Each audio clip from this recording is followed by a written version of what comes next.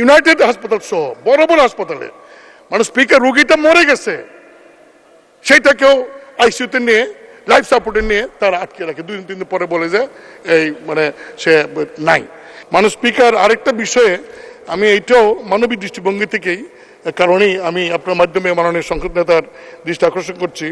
ICU ব্যবসা রমরমা ব্যবসা, ভিটামাটি বিক্রি করে বিল মেটাতে গিয়ে দেখা যায় যে অনেক সময় আইসিইউর বিলের কারণে মানুষটা মরে যাওয়ার পর অনেক ঘটনা লাশ আটকে রাখে। মানুষ স্পিকার খুবই মানে দুঃখজনক বিষয় যে ডায়রিয়া আক্রান্ত হয়ে গত 1 জুন রাজধানীর পল্লবীর ইসলামী ব্যাংক হাসপাতাল অ্যান্ড কার্ডিয়াক সেন্টারে ভর্তি হয়েছিলেন ব্যাংক কর্মকর্তা নাদিয়া নূর, বয়স 30। ভর্তির 5 দিন পরে মারা যান 4 মাসের অন্তঃসত্ত্বা এই রোগী।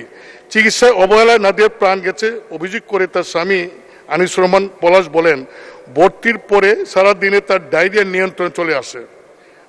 ডায়রিয়ার কারণে তাকে ভর্তি করা হয়েছিল এবং রাতে আল্ট্রাসোনোগ্রাফি করলে দেখা যায় পেটে 16 বছরের সন্তান সুস্থ আছে, 16 সপ্তাহের সন্তান সুস্থ আছে।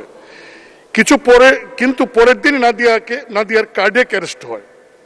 সে চটফট করছিল, কিন্তু রাত 11টা থেকে ডেকেও কোনো ডাক্তারকে রোগীর কাছে আনা যায়নি। বারবার ডাকার পর রাত 2টায় ডাক্তার এসে দেখেন তখন নাদিয়ার শারীরিক অবস্থা অত্যন্ত খারাপ হয়ে যায়। তাকে আইসিইউতে নেওয়া হয়। এ সময় সিদ্ধান্ত নেওয়া হয় রোগীকে তার স্বামী, কারণ তাদের অবহেলার কারণে যেহেতু আইসিইউতে নেওয়া হয়েছে তখন তার স্বামী বলেন যে আমরা এই হাসপাতালে রাখবো না, একটা এই আইসিইউ অ্যাম্বুলেন্স ভাড়া করে আমরা অন্য হাসপাতালে নিব। এই কারণে যখন এই কথা বলে তখন আইসিইউর দায়িত্বরত যারা ছিলেন নার্সরা তারা পোশাক বদলের কথা বলে এই রোগীকে 2 ঘন্টা পর্যন্ত কোনো স্যালাইন কোনো অক্সিজেন ছাড়াই ফেলে রাখে।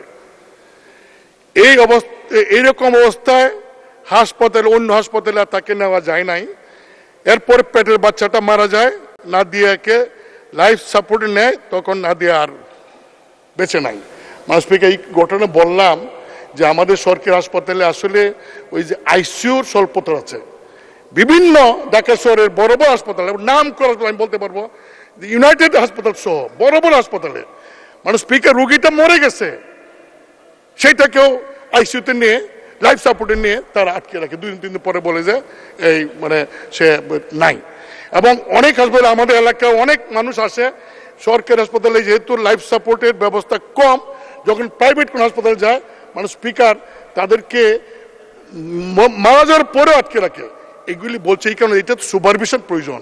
এগুলি তো এই স্বাস্থ্য মন্ত্রণালয় থেকে সুপারভিশন করে এই সমস্ত কঠোরভাবে যদি মানে ব্যবস্থা না নেওয়া হয়, যখনই পত্রিকা আমরা বলি তখন হেলথ মিনিস্ট্রি থেকে কিছু 2-1 দিন একটা অভিযান দেখি, তারপরে দেখি যে মানে ঘুমিয়ে গেছে।